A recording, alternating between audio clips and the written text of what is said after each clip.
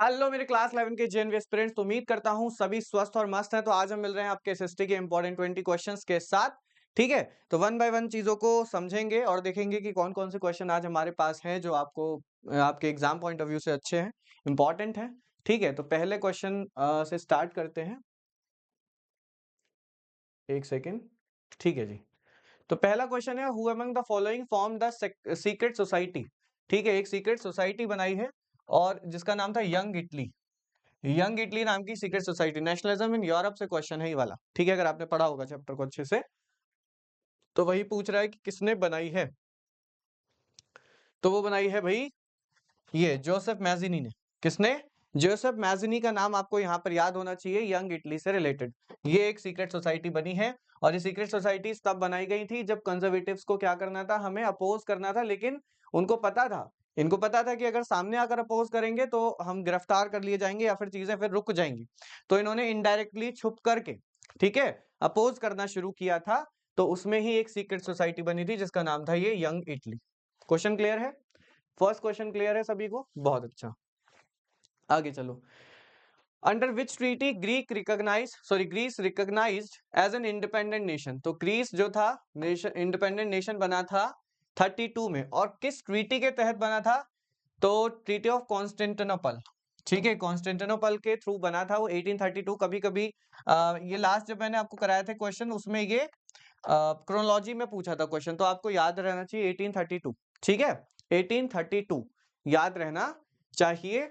और ये ग्रीस से रिलेटेड है, ये भी याद रहना चाहिए। छोटी छोटी चीजें अगर साथ में याद रखते रहोगे तो फिर बाकी के क्वेश्चन सॉल्व करने में आसानी। अब यहाँ पर देखो, क्वेश्चन को ये पूछा है कि कौन सी ट्रीटी, और उसमें क्वेश्चन पूछा था, ट्रीटीज दी थी और आपको क्या करना था, उनको क्रोनोलॉजी में लगाना था। उसके लिए आपको सबकी ये सन याद रहनी चाहिए, time.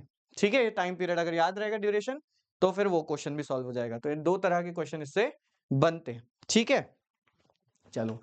Which of the following is a leguminous crop. Leguminous crop जो होती है वो पी फैमिली से रहती है, पीस फैमिली। ठीक है, सोयाबीन भी आ जाता है इसमें। फिलहाल मिलेट नहीं है, ज्वार नहीं है, सीसम भी नहीं है। हमारे पास जो आंसर है वो पल्सेस है, पी फैमिली से होती है। ठीक है, और मतलब मोस्ट ऑफ द नाइट्रोजन क्या कर सकते हैं ये, कंजर्व कर सकते हैं। इसके लिए जाने जाते हैं, लेग्यूमिनस क्रॉप को जाना जाता है इसके लिए।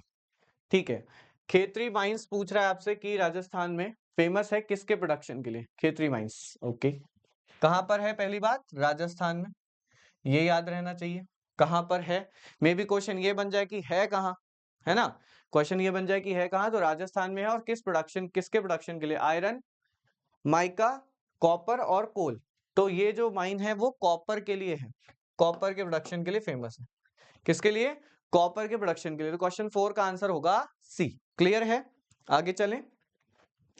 Which language was declared the only official language of Sri Lanka by Act of 1965? 1956 sorry. Power sharing का आपने चैप्टर पढ़ा होगा जहां पर दो केस स्टडीज थी, एक तो श्रीलंका एक बेल्जियम की। तो श्रीलंका वाली बात आपसे पूछ रहा है कि एक्ट 1956 के एक्ट के अकॉर्डिंग किस एक लैंग्वेज को उन्होंने ऑफिशियल लैंग्वेज बनाया था।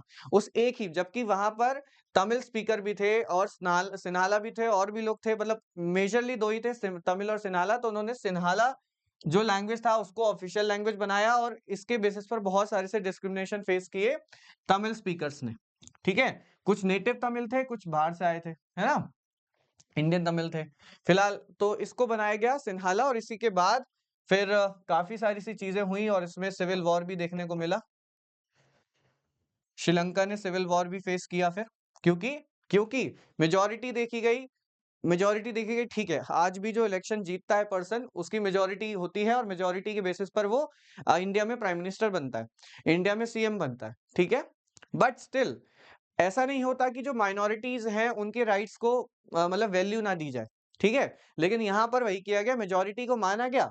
ठीक है, बट स्टिल जो माइनॉरिटी थी उसको उसका उसकी अवेलना की गई, उसको इग्नोर किया गया। तो जब ऐसा होगा, इग्नोर किया जाने लगेगा, तब चीजें फिर कंफ्लिक्ट करेंगी और ये सिविल वॉर देखने को मिला फिर श्रीलंका को। ठीक है, मेजोरिटी पर ही हमारे यहाँ भी गवर्नमेंट बनती है ना। गवर्नमेंट बनाने का अधिकार उसको होता है संसद में जो मेजोरिटी में होता है, सिंपल सी बात है। लेकिन माइनॉरिटी में जो है उनके राइट्स को, उनकी बातों को सुना ना जाए, ऐसा नहीं किया जाता। इसीलिए इंडिया में अभी तक सिविल वॉर जैसी स्थिति देखने को नहीं मिली है और ना मिलेगी। ठीक है, चलो। The system of check and balance is another name. Check and balance का मतलब है कि मैं अगर कोई काम कर रहा हूं, ठीक है, यहां पर 2 पर्सन है, जैसे मैं ऐसे कह दूं, चेक एंड बैलेंस का बेसिकली मतलब क्या है कि आपकी क्लास में 2 मॉनिटर है, मॉनिटर 1 मॉनिटर 2, ठीक है। अब मॉनिटर 1 से बोला गया कि भाई तुम मॉनिटर 2 के कामों की देखरेख करोगे कि वो सही कर रहा है कि नहीं, ठीक है। तो यानी मॉनिटर 2 पर एक चेक लग गया, एक चेक लग गया कि अगर मैंने गलत किया तो मॉनिटर 1 बता देगा टीचर को जाकर, ठीक है। अब अगर मॉनिटर 1 पर कंट्रोल नहीं होगा तो मॉनिटर 1 फिर आर्बिट्रेरी बिहेव करेगा, तो फिर मॉनिटर 1 के लिए मॉनिटर 2 को हायर किया गया कि भाई आप मॉनिटर 1 का ध्यान रखोगे कि ये क्या ना करे, कुछ अपने मन की मनमानी ना करे, या फिर जो करे हमें बताना है आपको अगर कुछ गलत करता है। और इससे क्या हो जाती है, चीजें बैलेंस हो जाती हैं। अब पहले वाले को पता है कि मुझे दूसरा वाला कंट्रोल कर रहा है, और दूसरे वाले को पता है कि मुझे पहला वाला कंट्रोल कर रहा है, ठीक है। तो इसे हम बोलते हैं कहीं ना कहीं चेक एंड बैलेंस की व्यवस्था, जो हमारे अभी इंडियन कॉन्स्टिट्यूशन में है। और इस चेक एंड बैलेंस की व्यवस्था का जो प्रारूप हमें देखने को मिलता है, जो एग्जाम्पल हमें देखने को मिलता है, वो मिलता है हॉरिजॉन्टल डिवीजन ऑफ पावर से। हॉरिजॉन्टल डिवीजन ऑफ पावर से, जिसमें पावर जो है ऑर्गन्स में डिवाइड होती है, ठीक है, ऑर्गन्स में डिवाइड होती है, लेजिस्लेचर, एग्जीक्यूटिव और जुडिशरी, ठीक है। लेग, मैंने आपको कई बार बताया, लेग, ठीक है, लेजिस्लेचर, एग्जीक्यूटिव, जुडिशरी, याद रहेगा। तो इतना पता रहना चाहिए। और एक और इसमें वर्ड लिखा है वर्टिकल डिवीजन ऑफ पावर। तो वर्टिकल डिवीजन ऑफ पावर जो होता है वो गवर्नमेंट के लेवल होते हैं। ये क्या होते हैं, गवर्नमेंट के लेवल, लेवल ऑफ गवर्नमेंट,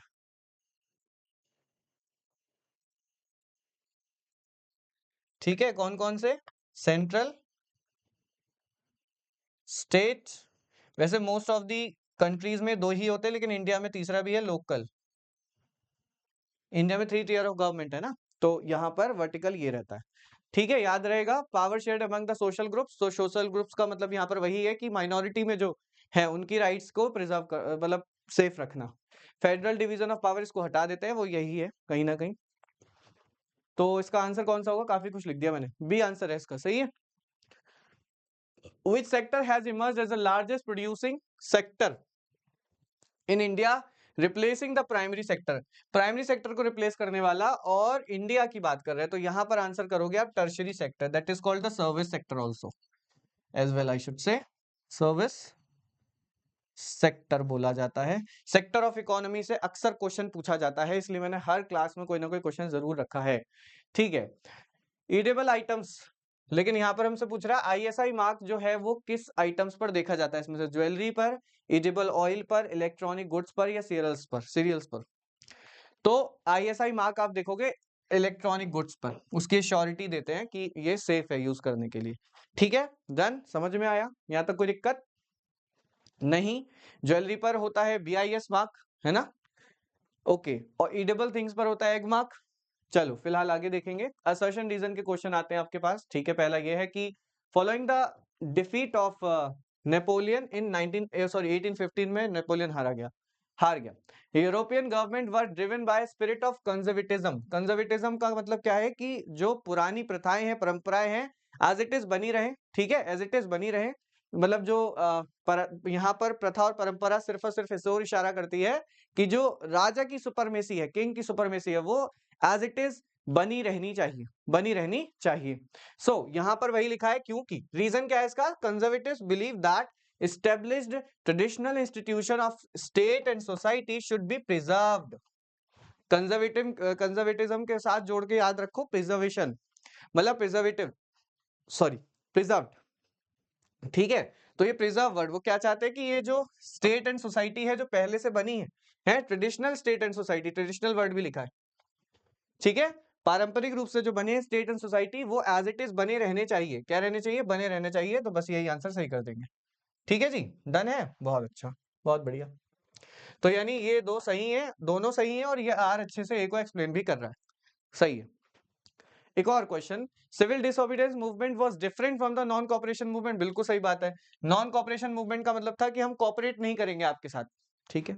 और नॉन कॉपरेशन मूवमेंट कहीं ना कहीं वहां से शुरू हुआ कि लोगों ने अपनी टाइटल, सबसे पहला काम जो वो टाइटल देना शुरू कर दिए, वापस कर दिए।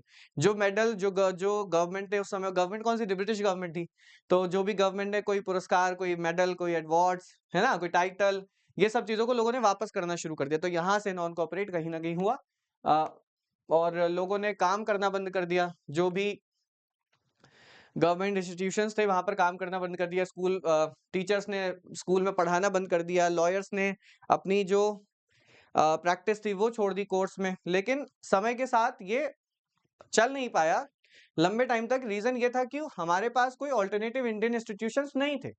ठीक है, अगर हमारे पास, अगर हमने उसको बहिष्कृत किया था, हमें उसको उसमें काम नहीं करना था, कॉपरेट नहीं करना था, तो हमारे पास अगर वहां पर उस समय इंडियन इंस्टीट्यूशंस होते तो शायद वहां से ही चीजें बहुत अच्छी चल पाती। तो वापस से लोगों को स्कूल ज्वाइन करना पड़ा, कॉलेज ज्वाइन करना पड़ा, लॉयर्स को वापस से उन्हीं कोर्स में जाकर बैठना पड़ा, तो ज्यादा लंबे समय तक चल नहीं पाया।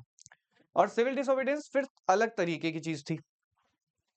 तो ये लिखा है कि civil disobedience movement people were asked not only to refuse cooperation. केवल ऐसा नहीं था कि आप कॉपरेट नहीं करोगे, मतलब कॉपरेशन नहीं करना, केवल यही नहीं करना, इसके साथ साथ ब्रेक द कॉलोनियल लॉज। इसके अलावा इस बार हमें ये भी लिखा है ना, डिसओबीडियंस। डिसओबीडियंस का मतलब होता है नहीं मानना, ठीक है, अवज्ञा, राइट। हमें एक होता है ओबीडियंस, मतलब आपने सुना ना, जो हर किसी की बात को मानता हो, है ना, ओबीडियंट। तो यहाँ लिखा है डिसओबीडियंट, यानी कि बात को नहीं माना। तो वही लिखा है कॉलोनियल लॉज जो बने हैं उनको हम तोड़ेंगे। उसमें से कौन सा लॉ तोड़ा गया था? सॉल्ट। सॉल्ट पर जो इन्होंने टैक्स लगाया था उसको तोड़कर इसे स्टार्ट किया गया था 30 में। याद आ गया? क्योंकि इसके स्टार्ट होने से पहले महात्मा गांधी ने एक 11 डिमांड लेटर भेजा था इरविन को, ठीक है, कि भाई मान जाओ। और उसमें सबसे इंपॉर्टेंट डिमांड वो जो थी वो यही थी कि आप क्या करो कि ये जो सॉल्ट पे आपने टैक्स लगा रखा है ना, बेसिक सी चीज पर, बेसिक सी नीड पर, उसको हटाओ एटलीस्ट। नहीं हटाओगे तो हम एग्जैक्टली 11 तारीख को स्टार्ट कर देंगे, 11 मार्च को। क्योंकि ये थोड़ा सा उन्होंने, मुझे लगता है, कुछ अच्छे से सोचा ही होगा। 11 मतलब 11 डिमांड लेटर था, 11th ऑफ मार्च को उन्होंने स्टार्ट करना था, और उन्होंने फिर स्टार्ट किया 12 से, आई थिंक, या 11 या 12 तारीख से उन्होंने सॉल्ट मार्च स्टार्ट कर दिया था, है ना। 24 दिनों तक चला था, 24 दिनों तक, और 240 मील की यात्रा करके अपने 78 सहयोगियों के साथ, ठीक है, 78 वर्कर्स उनके साथ थे, और जाकर उन्होंने दांडी में मतलब समुद्र किनारे क्या बनाया? नमक बनाया। याद आ गई कहानी पूरी? चलो, तो ये फिर इसको सही से एक्सप्लेन करता है, ठीक है, बिल्कुल सर, एक्सप्लेन बिल्कुल सही करता है। बहुत अच्छा, आगे चल सकते हैं। करेक्ट स्टेटमेंट चूज करना है। सबसे पहले मेरी नजर डी पर पड़ी क्योंकि वो बहुत गलत लिखा है पहले ही। Resource are free gift of nature and are available in unlimited quantity. Unlimited quantity में है, ये बात बिल्कुल गलत है। सारे रिसोर्स अनलिमिटेड क्वांटिटी में नहीं है ना। अगर ये बात जितने लोगों को नहीं पता चली हो, उतना पता चलता है, तो बचा खुचा जो एनवायरमेंट है वो भी नष्ट हो जाएगा, ठीक है। वैसे ही हमने अपनी लालच के थ्रू बहुत ज्यादा चीजें खराब कर रखी हैं। और जैसे ही ये टॉपिक आता है ना बच्चों, सस्टेनेबिलिटी का, कहीं ना कहीं, तो मुझे वो क्योट याद आता है जिसमें लिखा था आपकी एनसीईआरटी बुक में कि भाई आपको जो एनवायरमेंट मिला है ना, या आपको जो भी रिसोर्सेज मिले हैं, आपको ये नहीं सोचना कि आपके फोर फादर, आपके पूर्वज इसको आपको दे कर गए हैं दान में, रखो और एंजॉय करो। नहीं, आपको ये सोच करके चलना है कि आपने ये जो रिसोर्स हैं वो उधार लिए हैं आपकी अपकमिंग जनरेशन से। क्यों? क्योंकि उधार ली हुई चीज को बहुत अच्छे से रखना होता है, तभी कोई वापस से आपको उधार देता है, वरना मना ही कर देता है अगली बार। बात समझ में आई? तो रिसोर्सेज को हमें उसी तरीके से ट्रीट करना है कि हमने किसी से, हमने अपनी अपनी आगे की जनरेशन से उधार लिए, ठीक है। यस, चलो। Territorial water of India extend up to 22.2, नहीं भैया, 12 नॉटिकल माइल, ये भी गलत। Potential resources are those which are surveyed and their quantity and quality and quantity have been determined for utilization। नहीं भैया, ये तो डेवलपमेंट रिसोर्सेज होते हैं, डेवलप्ड रिसोर्सेज। और जो पोटेंशियल रिसोर्स की बात कर रहे हैं, पोटेंशियल रिसोर्स वो होते हैं जो अवेलेबल तो होते हैं, जो अवेलेबल तो होते हैं कि बट किसी बेसिक रीजन की वजह से, किसी एक स्पेसिफिक रीजन की वजह से उन्हें यूज नहीं कर सकते हम। अब वो रीजन कोई परमिशन हो सकती है, कोई फाइनेंस इश्यू हो सकता है, बस, ठीक है। तो पोटेंशियल वो होते हैं जो रिसोर्स रहेंगे, ठीक है, बट स्टिल हम उन्हें यूज नहीं कर सकते किसी बेसिक कमी की वजह से, ठीक है। चलो, फर्स्ट उम्मीद करता हूं सही होगा, 3 तो गलत हो ही गए हैं। The Rio de Janeiro earth summit 1992 was convent for addressing urgent problem of environment protection. ठीक है भैया, बिल्कुल सही, बिल्कुल सही, बिल्कुल सही। 11th का ए बिल्कुल सही है, बिना किसी गलती के। आगे चलते हैं। पावर शेयरिंग इज डिजायरेबल, बिल्कुल सही बात है। It helps to reduce the possibility of conflict between the social group. ठीक है, बिल्कुल सही है। Both A R true and R is the correct explanation of A. Power को अगर शेयर नहीं किया गया तो फिर कोई भी जिसके पास पावर होगी, डिपेंड तो उस पर करता है, लेकिन हम सोच कर चलते हैं कि अगर उसने गलत इस्तेमाल कर लिया तो देश की स्थिति या फिर उस स्पेसिफिक एरिया की स्थिति जहां तक उसका कंट्रोल है वो खराब हो जाएगी, क्योंकि वो अपनी मनमानी करने लग जाएगा। तो पावर को शेयर करना ज्यादा जरूरी हो जाता है। और ये लिखा है कि इससे क्या होता है, जो सोशल ग्रुप्स के बीच के कॉन्फ्लिक्ट्स हैं, जो मतभेद है, वो दूर होते हैं, क्योंकि पावर को शेयर कर दिया जाता है। आप अपने अपने हिसाब से चीजों को कर सकते हो। ठीक है, जैसे इंडिया में पावर डिवाइडेड है सेंट्रल स्टेट गवर्नमेंट में, तो स्टेट अपने हिसाब से पूरे स्टेट को, स्टेट गवर्नमेंट अपने हिसाब से पूरे स्टेट को चला रही है। और जो चीजें सेंट्रल लेवल की हैं, इंडियन लेवल की है, इंडिया के पर्पस की है, पूरे इंडिया को अफेक्ट करती है, वो सेंट्रल गवर्नमेंट देख रही है। उसमें उसमें स्टेट गवर्नमेंट कोई इंटरफेयर नहीं करेगी। और स्टेट गवर्नमेंट में जहां जरूरत होगी, लगेगा, वहां पे सेंट्रल गवर्नमेंट इंटरफेयर करेगी, अदरवाइज नहीं, क्योंकि पहले से ही सब्जेक्ट्स बटे हुए हैं लिस्ट के थ्रू, है ना। याद आ गई चीजें। चलो, तो बी टिक करेंगे। ओके, टर्शरी सेक्टर के रिगार्डिंग हमें करेक्ट ऑप्शन जो है वो टिक करना। It includes activity that produce, बस प्रोड्यूस आ गया, खत्म हो गई कहानी। Tertiary sector activities by themselves do not produce a good, हाँ, गुड प्रोड्यूस नहीं करती, but they are an aid, wow, they are an aid और सपोर्ट, ये इंपॉर्टेंट वर्ड है। टर्शरी सेक्टर का सबसे इंपॉर्टेंट वर्ड यही है कि ये सपोर्ट देते हैं, हेल्प करती है फॉर द प्रोडक्शन प्रोसेस। ठीक है भाई, प्राइमरी सेक्टर ने अपना रॉ मटेरियल तैयार कर लिया और उसको अब उसको प्रोडक्शन के लिए भेजना है, सेकेंडरी प्रोसेस के लिए उसको भेजना है, तो लेकर कौन जाएगा सर, कोई ना कोई सर्विस होगी बीच में, तो वो सर्विस कौन देगा, टर्शरी सेक्टर। ठीक है, तो इसलिए ये हेल्प करता है, बी सही है। आगे पढ़ने की जरूरत नहीं, क्योंकि हमें सही मिल गया है। फेडरल सिस्टम की बात पूछ रहा है। In federal system the state government has power of its own for which it is not answerable to the central government, जो कि सेंट्रल गवर्नमेंट के लिए आंसरेबल नहीं है फेडरल गवर्नमेंट में। ठीक है, भला हर किसी की अपनी अपनी बात, जैसे मैं अभी जो आपसे बात बोल रहा था वो फेडरलिज्म ही है। ठीक है, सेंट्रल गवर्नमेंट को आंसर नहीं करना स्टेट गवर्नमेंट को, और स्टेट गवर्नमेंट को आंसर नहीं करना सेंट्रल गवर्नमेंट को, क्योंकि सबको अपनी पावर बटी हुई मिली है। ठीक है, आपके क्या एरियाज ऑफ वर्क है, ठीक है, आपके क्या एरियाज ऑफ इंटरेस्ट है, आपको बता दिया गया है, उसी में आपको काम करना है, सिंपल। तो फिर अब आपको आंसर नहीं करना सेंट्रल गवर्नमेंट, क्योंकि आपने ऐसा क्यों किया, ना वो ना आप उससे क्वेश्चन कर सकते हो कि आपने ऐसा क्यों किया, सिंपल। बात समझ आ गई, बहुत अच्छा। तो both level of government are separately answerable to the people, लोगों के लिए आंसरेबल है, लेकिन आपस में इन दोनों को आंसर नहीं करना। सही है, तो ठीक है, करेक्ट एक्सप्लेनेशन ऑफ ए, बिल्कुल सही है। Which form of power sharing is also known as the horizontal division of power. शायद मैंने ये क्वेश्चन को पहले एक्सप्लेन पूरा कर दिया है, मुझे नहीं लगता आप में से कोई गलत करेगा इसे। ABCD में से यार गलत मत बताना। देखो, power shared among different social group नहीं, पावर शेयरिंग का एक तरीका है, लेकिन हॉरिजॉन्टल नहीं है। Power shared among different level of government, B रखते हैं।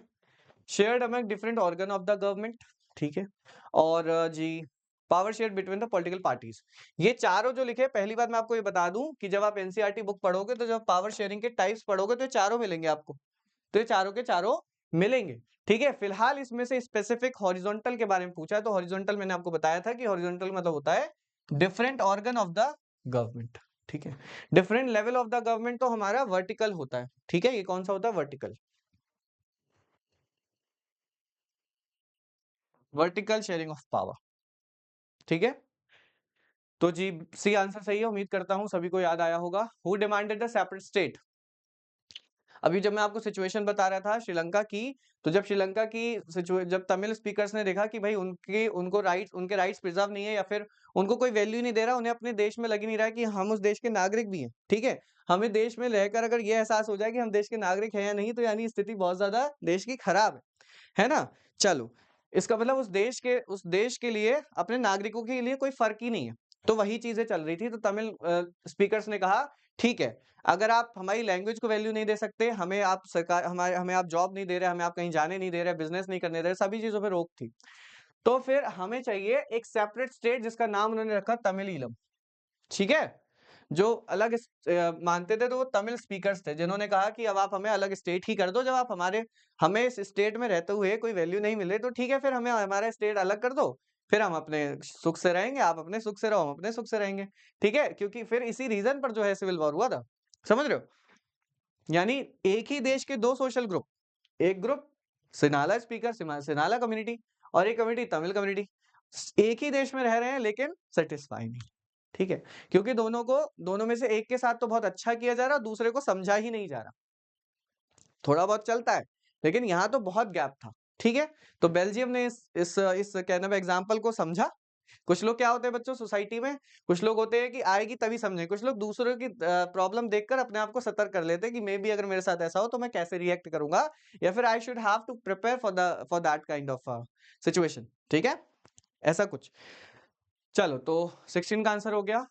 In which sector are good produced by exploiting natural resources? Produce करना है, ठीक है, प्राइमरी कर दो। Which organization sets the standard for the food products? Food products के लिए इसमें से कौन सा है? एगमार्क है, ठीक है। आईएसआई तो इलेक्ट्रिकल अप्लायंसेस के लिए था, अभी आपने पढ़ा था। हॉलमार्क, हॉलमार्क ज्वेलरी के लिए था।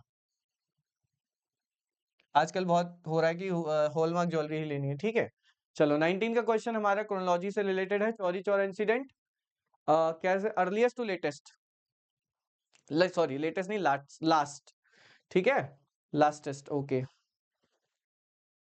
Formation of the Khilafat, adoption of the non cooperation, launch of civil disobedience, ठीक है। चौरी चौरा तो लगभग 5 मार्च 1922 को हुआ था, लेकिन मैं 1922 लिखूंगा केवल। खिलाफत कमेटी बनी है 1999 में जहां तक है, और नॉन कॉपरेशन प्रोग्राम 1920 में, और सिविल डिसोबीडियंस 1930 में। मुझे लग रहा है ये लगे हैं ऑलरेडी सही क्रम में, सिर्फ एक ही गड़बड़ है क्या, 2 पहले आना चाहिए, 2 के बाद 1 आना चाहिए, 1 के बाद 3 आना चाहिए, 3 के बाद 4 आना चाहिए, सी ठीक है। ठीक है भाई, सबसे पहले ये वाला खिलाफत, उसके बाद चौरी चौरा इंसिडेंट हुआ, फिर हमारा ये नॉन कॉपरेशन, फिर ये खत्म, ठीक है, सिविल डिसोबीडियंस, ठीक है। चलो एक और बड़ा अच्छा क्वेश्चन हमारे पास है, लिस्ट ऑफ बुक्स और ऑथर्स, ठीक है। हिंद स्वराज किसने लिखा है? महात्मा गांधी जी ने लिखा है, ए को 2 से मिलाएंगे। डिस्कवरी ऑफ इंडिया कई बार मैं टिक करा चुका हूँ, पहले भी आया है क्वेश्चन ये। जवाहरलाल नेहरू, तो बी का 4 और ए का 2 अगर मिल जाए आपको तो टिक कर दो। लो जी, ऑप्शंस ये जो मैच द फॉलोइंग रहते हैं ना, इसमें सबसे अच्छी बात ये है कि अगर 1 2 भी मिल गया ना तो आंसर बन जाता है। अब 2 मिल गया, देखो आंसर बन गया अपना। बाकी वैसे तो क्लियर है, केसरी आपका इनका है, क्या नाम है, तिलक जी का है, मराठी न्यूज़पेपर था, मराठी में लिखा हुआ था ये, ठीक है। और डी 3 हो जाएगा, और ये poverty and un British rule in India, ये दादा भाई नौरोजी का है, ठीक है। डन, समझ में आया? तो यहाँ पर फिनिश होते हैं आज के 20 इंपॉर्टेंट क्वेश्चन रिगार्डिंग एसएसटी, ठीक है। फिर मिलेंगे नई वीडियो में नई इंपॉर्टेंट क्वेश्चन के साथ। Till then keep learning, keep watching, thanks for attending the session.